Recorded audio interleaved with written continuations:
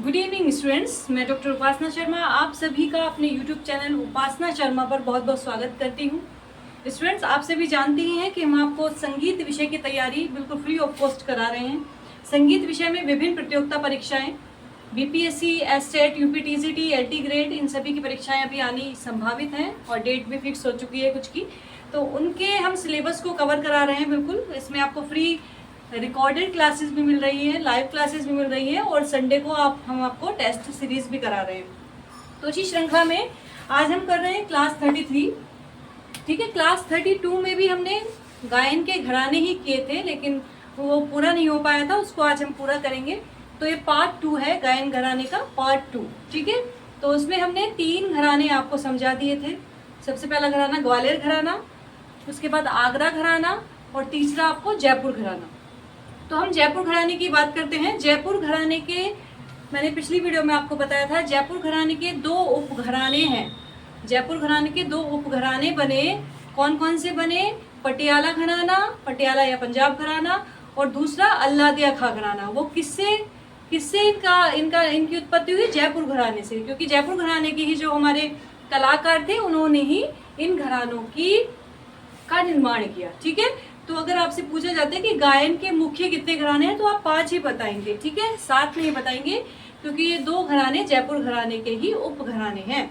ठीक है स्टूडेंट, तो आज हम करेंगे जयपुर घराने का फर्स्ट उप घराना जो जयपुर घराने से उद्धृत हुआ है, वो है पटियाला घराना। कौन सा? बिल्कुल मुख्य बातें हम करा रहे हैं आपको अपनी क्लासेस में, जो एग्जाम ओरिएंटेड है। कोई फालतू की चीज़ें नहीं कराएंगे, जो बिल्कुल एग्जाम में लगने वाली चीज़ें हैं वही हम करा रहे हैं और बिल्कुल फ्री।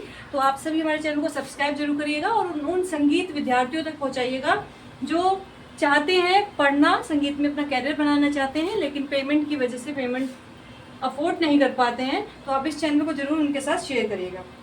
तो पटियाला घराना जिसको पंजाब घराना के नाम से भी जाना जाता है। किस नाम से जाना जाता है?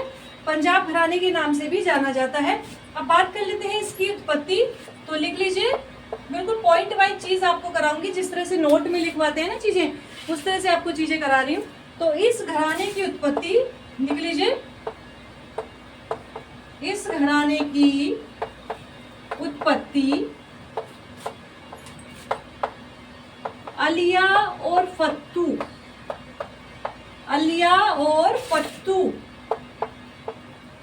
2 भाइयों ने की। अलिया और फत्तू 2 भाइयों ने की।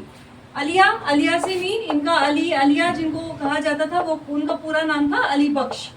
तो अगर अली बख्श आए तो भी आपको पता कर लेना है कि ये पंजाब घराने से हैं। और जो फत्तू हैं इनको कहा जाता था फतेह अली खां, फतेह अली। ठीक है, तो अली बख्श जी और फतेह अली ये 2 भाई थे जिनको अलिया और फत्तू के नाम से जाना जाता था। इनकी जोड़ी बहुत फेमस थी, अलिया और फत्तू के नाम से। तो इन्होंने ही पटियाले घराने की नींव रखी या पटियाले घराने को आगे बढ़ाया। इसके बाद इन दोनों भाइयों ने जयपुर घराने के इन्होंने किससे शिक्षा ली, ये भी थोड़ा सा जान लेते हैं पहले, आगे का बाद में चलते हैं। तो इन दोनों भाइयों ने किससे शिक्षा ली? इन दोनों भाइयों ने जयपुर घराने के तानरस खां व, नोट डाउन करिए बेटा, ये लाइनें पूछी जाती हैं। वे गोरखी बाई से सीखा। ठीक है, तो जयपुर घराने से देखो इनका रिलेटिव हो गया ना, रिलेटेड हो गए जयपुर घराने से, क्योंकि जयपुर घराने का ही उपघराना है। जैसे कि मैंने आपको पहले ही बताया था, जो आगरा घराने की कुछ विशेषताएं ग्वालियर घराने से मिलती हैं। क्यों मिलती? क्योंकि उसमें जो घग्गे खुदा बख्श थे जी, तो उन्होंने किससे शिक्षा ली थी? नत्थन पीर बख्श से। नत्थन पीर बख्श कौन थे? ग्वालियर घराने के जन्मदाता। लेकिन आगरा घराना को ग्वालियर घराने का उपघराना नहीं माना जाता, वो एक अलग घराना है। कुछ विशेषताएं मिलती थी, सारी नहीं। अभी जो उपघराने हैं, क्योंकि इसमें सारी विशेषताएं अधिकतर आ गई हैं, तो इसलिए इनको उपघराने माना जाता है। ठीक है, और जो वेरी फेमस कलाकार इस घराने के, पटियाला घराने के, जिनके बारे में बार बार पूछा जाता रहा है, वो आप नोट डाउन कर लीजिए। बड़े गुलाम अली खां। ठीक है, बड़े गुलाम अली खां भी पटियाला घराने से ही थे। ठीक है, तो आप इसको जरूर नोट डाउन करिएगा। बड़े गुलाम अली खां का नाम विशेषकर पूछा जाता है। ठीक है, जल्दी से इसको स्क्रीनशॉट ले सकते हैं आप इसका। चलिए आगे बढ़ते हैं। आपको क्लियर तो दिख रहा होगा ना बोर्ड पे। बड़े गुलाम अली खां क्लियर हो गया। बड़े गुलाम अली खां इसी घराने के कलाकार थे, कई बार पूछा जाता है। ठीक है, इसके बाद थोड़ा सा बड़े गुलाम अली खां के बारे में जान लेते हैं कि बड़े गुलाम अली खां के पिता का क्या नाम था। बड़े गुलाम अली खां के पिता थे अली बख्श, इनके चाचा थे काले खां, कई बार पूछ लिया जाता है ना, तो आप अच्छे से कर लीजिए। और इनके जो पुत्र थे वो थे मुनव्वर अली खां।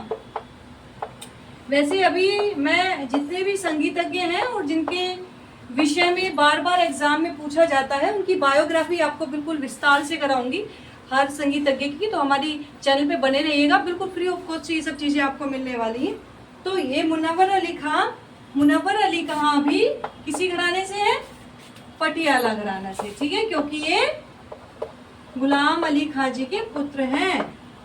ठीक है, तो मैं ये सभी नाम आपको इसलिए जानने की बता रही हूँ बार बार कि इन नामों को बार बार पूछा जाता रहा है। और दूसरा, अगर कोई और भी क्वेश्चन बनता है तो अगर ये नाम उसके ऑप्शन में होंगे, उन क्वेश्चंस के ऑप्शन में होंगे, तो आप पहचान पाएंगे और जो क्वेश्चन पूछा गया है उसका आंसर को अलग कर पाएंगे। अगर आपको किसी भी क्वेश्चन के चारों आंसर के चारों जो ऑप्शन दिए होते हैं उनके बारे में अगर आपको पता है, तो अगर आपको नहीं भी आता है वो क्वेश्चन तो भी आप ठीक कर पाएंगे। समझ रहे हो ना बात को? वो ठीक कर पाएंगे, क्योंकि हम अगर समझेंगे कि उस क्वेश्चन से वो रिलेटेड है तो नहीं है, तो आपको करना है कौन सा लगाना है वो बिल्कुल पता चल जाएगा। तो ऑप्शन को की वजह से सब चीज़ हमें पढ़नी चाहिए, और जो भी ऑप्शन उसमें दिए गए हैं सबके बारे में अगर हमें फुल जानकारी हो तो हम ईजिली कर सकते हैं। और जो जितने भी हमारे एग्ज़ाम होते हैं इसमें MCQs होते हैं। अब तो मेंस भी कर दिया LT ग्रेड में, और MCQs में तो इतनी अच्छी बात है कि उसमें क्वेश्चन तो होता ही है, आंसर भी आपके सामने होता है, तो बस आंसर आपको ढूंढना ही है। कुछ ये तो नहीं कि अपनी तरफ से आपको लिखना है या वो करना है, बस आपको ढूंढना है और उसका सही आंसर करना है। ठीक है, तो हमारे चैनल पर अगर आप लगातार बने रहेंगे तो 100% अपनी मंजिल को पाएंगे। आपको अगर अच्छी लग रही है वीडियो तो हमारे पिछली वीडियो को भी आप देख लीजिएगा, और जो नए स्टूडेंट है वो सब्सक्राइब कर लीजिए चैनल को। प्लेलिस्ट हमने इसकी बना दी है तो आप उसको ज़रूर देखिएगा। उसमें हम इससे पहले 32 क्लासेस डाल चुके हैं, और लाइव क्लासेस में भी हम आपको इम्पोर्टेंट क्वेश्चन सीरीज करा रहे हैं रोज़ 8 बजे शाम को, तो लाइव में आना भी ना भूलें। ठीक है, अब इसके बाद हम इस पटियाला घराने की विशेषताएं कर लेते हैं जो मुख्य हैं। सभी घराने की विशेषताएं जरूर पूछी जाती हैं, जैसे कि हमारी आगरा घराने की विशेषता है कि उसमें नोम तोम के आलाप करे जाते हैं, तो बार बार वो पूछा जाता है। और किराना घराने की विशेषता है कि आलाप प्रधान गायकी, तो आलाप को अधिक महत्व दिया जाता है, ये बार बार पूछा जाता है। तो विशेषताएं जरूर आप तैयार कर लीजिएगा। विशेषताएं क्या है? पटियाला घराने की विशेषता है ख्यालों की कलापूर्ण बंदिश। ठीक है, ख्यालों की कलापूर्ण बंदिश। दूसरा क्या है? अलंकारिक तथा वृत्त तानों का प्रयोग। स्टूडेंट्स, हम आपको तान और तान के प्रकार भी करा चुके हैं। तान के जितने भी प्रकार हैं, वृत्त तान कौन सी होती है, कूट कौन सी होती है, सरोप कौन सी होती है, तो आप हमारे चैनल पर जाकर तान का भी पूरा टॉपिक पढ़ सकते हैं, उससे भी काफी क्वेश्चन बनते हैं। तो पटियाला घराने की विशेषता यही है कि उसमें तानों पर ज्यादा बल दिया जाता था, ताने ज्यादा बोली जाती थी। तानों की तैयारी पर विशेष बल, तानों की तैयारी पर विशेष बल, तानों की तैयारी पर भी और गले की तैयारी पर भी। ठीक है, गले की तैयारी पर भी ये विशेष बल देते थे, और तानों की, क्योंकि जो ताने होती थी वो गले से ही अधिकतर गाई जाती थी आकार में, तो उस पर ये विशेष बल देते थे। नेक्स्ट, ख्याल के साथ पंजाब अंक की ठुमरी में प्रवीणता। ठीक है, पंजाब अंक की जो ठुमरी थी ये उसको भी गाते थे, ख्याल तो गाते ही थे, लेकिन पंजाब अंग की जो ठुमरी थी उनको भी गाते थे। तो ये हमारा जयपुर घराने का एक उपघराना है, कौन सा? पटियाला घराना। अब जयपुर घराने के 2 उपघराने, हम दूसरे उपघराने की हम बात कर रहे हैं। बिल्कुल डिटेल में आपको चीजें समझाई जा रही है, और कोई चीजें आपको अगर समझ में नहीं आ रही है तो आप कमेंट कर सकते हैं। हम जरूर आपके कमेंट का रिप्लाई करेंगे, क्योंकि कमेंट मैं पर्सनली जब भी मुझे समय मिलता है मैं जरूर देखती हूँ। तो आप सभी कुछ भी क्वेश्चंस अगर आपको क्लियर नहीं है आप कर सकते हैं। सेकंड उपघराना जो जयपुर घराने का है वो कौन सा है? अल्लादिया खां घराना। ठीक है, अब ये नाम से ही हुआ है, तो लग ही रहा होगा कि भाई इसकी प्रवर्तक कौन थे, यानी कि इसके जन्मदाता। जब उन्होंने अपने नाम पर ही इसको रख लिया है तो इसके प्रवर्तक या फिर कह सकते हैं जन्मदाता ये स्वयं थे, यानी कि अल्लादिया खां। अल्लादिया खां ही इस घराने के प्रवर्तक थे और इसके जन्मदाता भी वही थे। अब अल्लादिया खां के गुरु कौन थे, इनके विषय में थोड़ा सा जान लेते हैं। अल्लादिया खां के गुरु थे जहांगीर खां। कौन थे? जहांगीर खां। पिता कौन थे इनके? ख्वाजा अहमद खां। पिता कौन थे? ख्वाजा अहमद खां। बच्चों ये छोटी छोटी चीजें हैं, बहुत सारी हमें थ्योरी नहीं करनी है। जिस तरह से क्वेश्चन पूछे जाते हैं बिल्कुल वही चीजें मैं आपको करा रही हूँ। कई बार इनके पिता के बारे में या चाचा के बारे में या इन नामों के विषय में मैंने आपको बताया ना, ये नाम अगर ऑप्शन में होंगे तो आपको पता होगा कि भाई ये तो उस घराने से है, तो ये तो नहीं हो सकता है, तो दूसरा ऑप्शन आप देखेंगे। इस तरह से आप सही आंसर खोज सकते हैं। तो भाई कौन है? हैदर खां। और इनके 2 पुत्र थे। कई बार इनका नाम पूछा जाता है। इनके 2 पुत्र थे, मंजी खां और भुर्जी खां। ठीक है, इनके 2 पुत्र थे, मंजी का और फुर्जी का। अब आपको पता चलेगा कि भाई इनके गुरु कौन थे? जहांगीर खां। तो अल्लादिया खां ने जहांगीर खां जी से ही शिक्षा प्राप्त की। अपनी जो संगीत शिक्षा प्राप्त की वो किससे की? अल्लादिया खां। तो अगर ये पूछा जाता है कि जहांगीर खां जी के शिष्य कौन है, इनमें से बताइए, तो अगर आप अल्लादिया खां ऑप्शन में है तो आप अल्लादिया खां लगाएंगे, या लगाएंगे कि अल्लादिया खां के गुरु कौन है तो आप जहांगीर जी लगाएंगे। तो ये क्लियर हो गया आपको। इसके बाद जहांगीर जी के शिष्य हैं अल्लादिया खां। ठीक है, अब इनके बारे में थोड़ा सा और जान लेते हैं। अब जहांगीर खां जी तो जो थे, जहांगीर खां कौन थे? अल्लादिया खां जी के गुरु। तो जहांगीर खां ने किससे सीखा? ये बात अगर क्वेश्चन आती है तो इन्होंने अपने पिता ख्वाजा अहमद से सीखा। किससे सीखा? जो चीज बच्चों में लाइनें लिखवा रही हूँ ना, ये बहुत वेरी इंपॉर्टेंट है। आप इसको इस तरह से ही मार्क करके या स्टार लगा के यहाँ पे आप इसको इस तरह से नोट करके नोट 1 2 3 इस तरह से भी आप लिख सकते हैं। ठीक है, ख्वाजा अहमद खां से सीखा। और ख्वाजा अहमद खां जी ने किनसे सीखा? मानतोल खां से संगीत शिक्षा ली। किससे ली? मानतोल खां जी से इन्होंने शिक्षा ली। अब जो अल्लादिया जी खां के मैंने अभी बताए थे आपको भाई, अल्लादिया खां जी के भाई कौन थे? मैंने बताए थे ना, हैदर खां। ये भी उच्च कोटि के गायक थे। ये भी कोई ऐसी नहीं थी छोटी मोटी हस्ती, ये भी उच्च कोटि के ही गायक थे। अल्लादिया खां के पुत्र जो थे, मैंने आपको पुत्र बताया था अभी, अल्लादिया खां के पुत्र बताया था ना, तो पुत्र कौन कौन से थे? मंजी खां। तो मंजी खां का पूरा नाम क्या था? मंजी खां का पूरा नाम था बदरुद्दीन खां। कौन था? बदरुद्दीन खां। कई बार पूछ लिया जाता है बदरुद्दीन खां, तो आप इस तरह से ही नोट डाउन करिए। मैंने तो शॉर्ट में लिख दिया, तो आप लिखेंगे मंजी खां का पूरा नाम बदरुद्दीन खां था। और इनके दूसरे पुत्र कौन थे? भुर्जी खां। कौन थे? भुर्जी खां। भुर्जी खां का पूरा नाम क्या था? शमशुद्दीन खां। कई बार पूछा जाता है स्टूडेंट। ठीक है, मंजी खां का पूरा नाम बदरुद्दीन खां और भुर्जी खां कई बार पूछा जाता है भुर्जी खां किस घराने से हैं, तो अगर ऑप्शन में अल्लादिया खां है तो अल्लादिया खां लगाएंगे, वरना जयपुर इनका मुख्य घराना है, क्योंकि जयपुर से ही सभी दोनों उपघराने आए हैं, तो आपको जयपुर ही लगाना है। ठीक है, तो भुर्जी खां के कौन से पूरा नाम था? शमशुद्दीन खां। ठीक है, नेक्स्ट। अब इस घराने के जो फेमस कलाकार, अब ये केसर बाई केरकर जी हैं। केसर बाई केरकर का कई बार पूछा गया है कि केसर बाई केसरी किस घराने की गायिका है।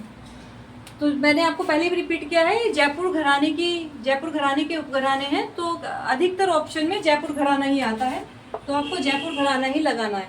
लेकिन जयपुर घराना ना हो और अल्लादिया खां हो तो अल्लादिया खां आपको लगाना है, ठीक है। केसर बाई केसरी का कई बार पूछा जाता है, मोगूबाई कुटीकर भी पूछा जाता है। मोगूबाई कुटीकर भी जयपुर घराने की ही कलाकार है। शंकर राव सरनाईक, ठीक है स्टूडेंट्स, ये हम गायन के घराने समझ रहे हैं। इसमें हम पूर्ण चीजें, मैंने इससे पहले जो भी हमारे गायन के कलाकार रहे हैं उनका एक चार्ट आपको बनवा दिया है, तो आप इससे पहली वाली क्लास में 31 क्लास है शायद, वो 31 क्लास में आप देख सकते हैं। मैंने आपको चार्ट बिल्कुल अलग अलग बना दिया है कि पंजाब घराने के ये कलाकार हैं, आगरा घराने के ये कलाकार हैं। इससे आपको याद करने में बहुत ईजी रहेगा, तो आप उसको देख सकते हैं। ये चीजें तो बस आपको इन घरानों को समझाने के लिए कराई जा रही हैं, और कुछ एक्स्ट्रा चीजें जो है वो बताई जा रही हैं, ठीक है। तो अल्लादिया घराने की विशेषताएं क्या है, विशेषताएं जान लेते हैं। विशेषताएं, फर्स्ट विशेषता है बुद्धि प्रधान एवं पेचदार गायकी, ठीक है। पेचदार गायकी किसकी विशेषता है अगर पूछी जाए तो आप बता देंगे अल्लादिया खां घराने की, ठीक है। नेक्स्ट है बोल अंगों की विशेषता। ये सभी अपने नोट्स बना लीजिए बच्चों। किताब तो सबके पास होती है लेकिन नोट्स सबके पास नहीं होते, और जिनके पास नोट्स होते हैं ना असल में वो ही एग्जाम क्लियर करते हैं। तो आप नोट्स अपने हाथ से बनाइए, किसी की देखिए मत, जो हम करा रहे हैं उसको आप नोट डाउन करते जाइए, सफलता निश्चित है। गीत को भरने का इनका अपना एक विशेष गुण था, ये गीत को भरने का अपना ढंग, और वेरी वेरी फेमस, जैसे अप्रचलित रागों की ओर विशेष झुकाव। अप्रचलित राग सब नहीं गाते हैं, तो अप्रचलित रागों की ओर इनका विशेष झुकाव था, इसलिए शायद इन्होंने अपना नया घराना बनाया, अल्लादिया खां घराना, ठीक है, जो जयपुर घराने से बिल्कुल अलग करता है इनको। पांचवा पॉइंट है विलंबित लय में गायन, विलंबित लय में गायन। और लास्ट है कठिन गायकी। कठिन गायकी ये मतलब इस घराने की विशेषता थी, जो भी कठिन गायकी है वो गाई जाती थी, ठीक है। तो अल्लादिया खां घराने की यह विशेषता थी। तो हमारे जयपुर घराने के दोनों घराने कंप्लीट हुए। दो घराने थे इसके, जयपुर घराने के पटियाला घराना और अल्लादिया खां घराना। स्टूडेंट्स, बस आप सभी से यही रिक्वेस्ट है कि हमारी वीडियो को ज़्यादा से ज़्यादा आप शेयर करिए। प्लेलिस्ट बन चुकी है तो प्लेलिस्ट को ही आप शेयर करिए, उसमें एक ही लिंक में सभी वीडियो चली जाती हैं। तो हमारे चैनल पर जाकर प्लेलिस्ट ऑप्शन पर जाइए और उस पर आपको सारी वीडियो मिल जाएगी। नेक्स्ट घराना है किराना घराना। कौन सा है? किराना घराना की हम बात कर रहे हैं। इसकी जो बुनियाद रखी गई किराना घराने की, इसकी जो नींव रखी गई या बुनियाद कह सकते हैं, वो कौन से काल में रखी गई? मुगल काल में। माना जाता है कि मुगल काल में इसकी नींव रखी गई। और किराना कैसे इसका नाम पड़ा? इसका नाम मुजफ्फरनगर के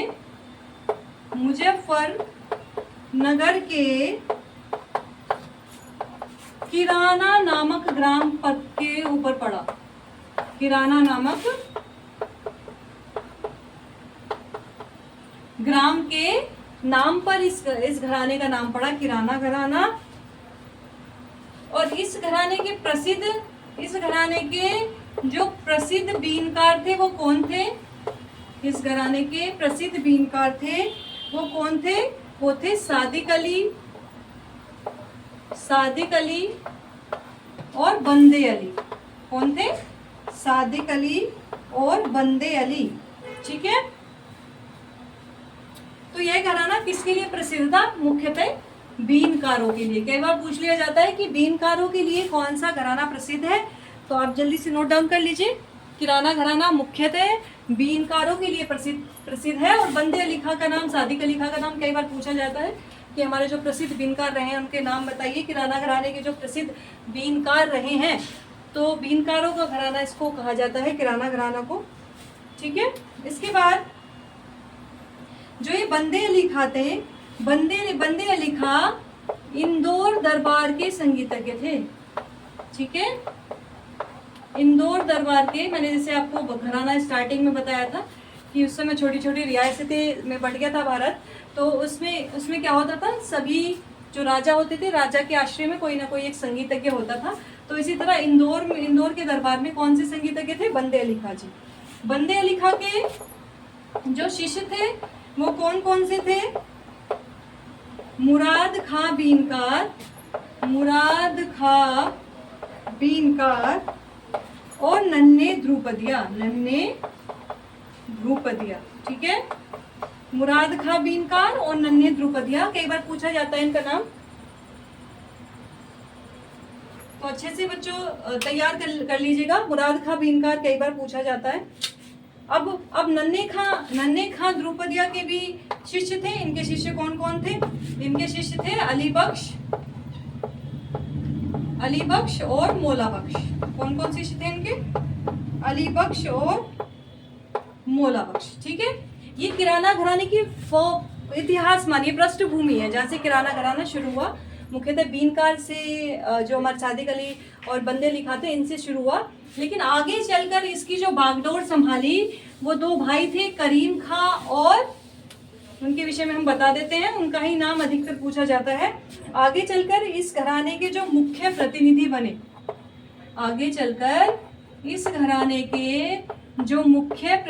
बने, वो कौन बने? दो भाई थे, करीम खां और दूसरे थे वहीद खां। ठीक है, अब जो ये करीम खां थे, ये चार भाई थे। ठीक है, करीम खां थे, ये चार भाई थे। कौन कौन से थे? करीम खां चार भाई थे। करीम खां के लिख लीजिए, चार भाई थे।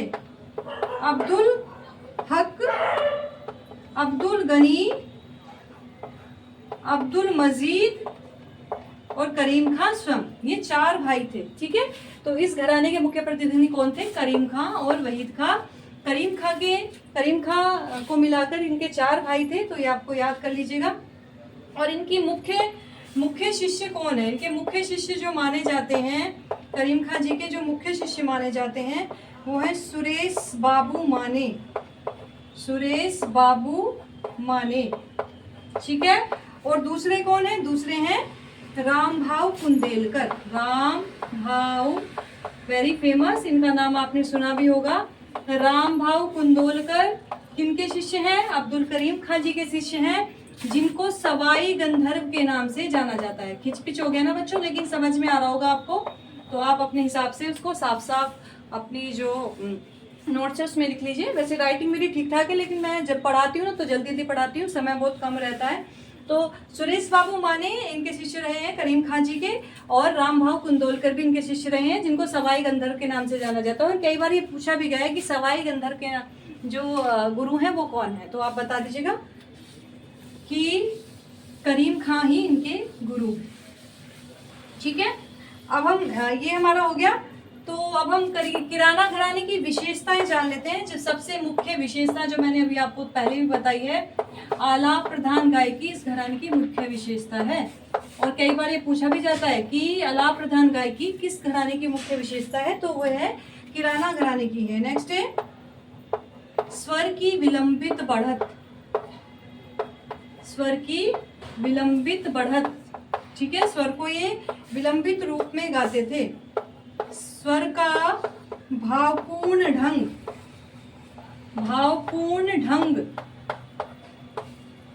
और नेक्स्ट है, लास्ट है चैनदार गायकी। चैनदार गायकी जो बेटा वेरी फेमस है ना, जो इनकी विशेषताएं जो बार बार पूछी जाती रही है, वह है चैनदार गायकी और आलाप प्रधान गायकी। आलाप प्रधान गायकी और चैनदार गायकी के विषय में कई बार पूछा जाता रहा है, तो इसको आप अच्छे से इम्पोर्टेंट करके नोट डाउन कर लेंगे। ठीक है, तो बिल्कुल पॉइंट टू पॉइंट चीजें करा रही हूँ, जिसमें आपको ज्यादा कुछ नहीं याद करना है, थोड़ा थोड़ा पॉइंट में ही करा रही हूँ, और यही चीजें एग्जाम में लगती हैं। चलिए नेक्स्ट, अब हम लास्ट घराने की ओर बढ़ रहे हैं। लास्ट घराना हमारा है दिल्ली घराना। कौन सा घराना है? दिल्ली घराना। ठीक है, लास्ट घराना कौन सा है? दिल्ली घराना। कुछ घरानों में सेम नाम भी हो सकते हैं लेकिन वो अलग अलग ही व्यक्ति होंगे, तो आप इससे परेशान ना होना। दिल्ली घराने के जो मुख्य प्रवर्तक हैं या कह सकते हैं मुख्य जन्मदाता इस घराने के कौन किसको बुलाया जाता है? तानरस खां को। किनको? तानरस खां। इनके विषय में एक फेमस लाइन थी कि ये जब ये ताने गाते थे तो ऐसा लगता था कि बहुत से पक्षी एक साथ उड़ गए हैं। तो ये नोट में लिख लीजिएगा कि तानरस जी जब ताने गाते थे तो ऐसा प्रतीत होता था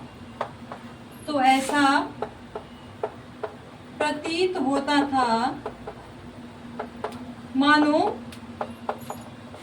एक साथ हजारों पक्षी उड़ गए हैं। तो कई बार ये क्वेश्चन पूछा भी गया है कि एक साथ मानो हजारों पक्षी उड़ गए हैं, यह किंवदंती किसके विषय में है? ठीक है, तो आप बता देंगे यह किंवदंती दिल्ली घराने के मुख्य प्रवर्तक है तानरस जी के, ये प्रसिद्ध है।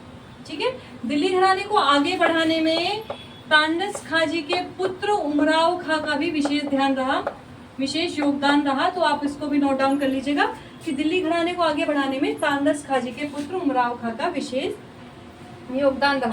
ठीक है, इसके बाद इस घराने को जो आगे बढ़ाया वो चांद खां जी ने। इनका नाम कई बार पूछा जाता है कि चांद खां जी ने इस घराने का आगे चलकर प्रतिनिधित्व किया। चांद खां इस घराने के प्रतिनिधि बने। ठीक है, जिस तरह से अब्दुल करीम खां और वहीद खां किराना घराने के प्रतिनिधि बने आगे चल करके, मतलब प्रतिनिधि मतलब जिसने उस घराने को आगे बढ़ाया, उसका विकास किया, प्रचार प्रसार किया। तो आगे चलकर दिल्ली घराने को चांद खां जी ने ही इसका विकास या प्रचार प्रसार किया और इसके प्रतिनिधि बन करके ये उभरे। ठीक है, अब जो ये चांद खां जी थे, इन्होंने किससे शिक्षा ली थी? तो पटियाला घराने के जो अलिया फत्तू ने, उसके विषय में भी आप जान लीजिए कि जो पटियाला घराने के जो अलिया फत्तू थे, इससे पहले मैंने आपको पटियाला घराने में बताया था। तो पटियाला घराने के जो अलिया फत्तू थे, अली बख्श जो मैंने आपको पूरा नाम बताया था, और फतेह अली। तो पटियाला घराने के अलिया फत्तू ने किससे शिक्षा ली थी? तानरस खां जी से शिक्षा ली थी। ठीक है, मैंने इसमें बताया था ना इनके गुरु। तो पटियाला घराने के भी अलिया फत्तू ने दिल्ली घराने के तानरस खां जी से शिक्षा ली थी। ठीक है, अब नेक्स्ट हम कर लेते हैं, मुख्य चीजें हमने कर ही ली है। अब हम आ जाते हैं इसकी विशेषताओं पर, दिल्ली घराने की विशेषताओं पर आ जाते हैं। दिल्ली घराने की मुख्य विशेषता थी कि जैसे कि मैंने अभी आपको बताया कि तानरस खां जी ऐसी तान लेते थे, ऐसा लगता था हजारों पक्षी एक साथ उड़ गए हैं। तो इसी तान लेने की इनकी विचित्र पद्धतियां थी, मतलब विभिन्न प्रकार की तानों का ये प्रयोग करते थे अपने गायन में। मैंने आपको तान के प्रकार तो काफी बताए हैं, है ना, लेकिन उससे भी अलग ही बहुत सारी प्रकार की तानों का मतलब नई बना करके प्रयोग करते थे। जैसे कि कौन कौन सी तानों का प्रयोग करते थे? झूला की तान, जोड़ तोड़ की तान,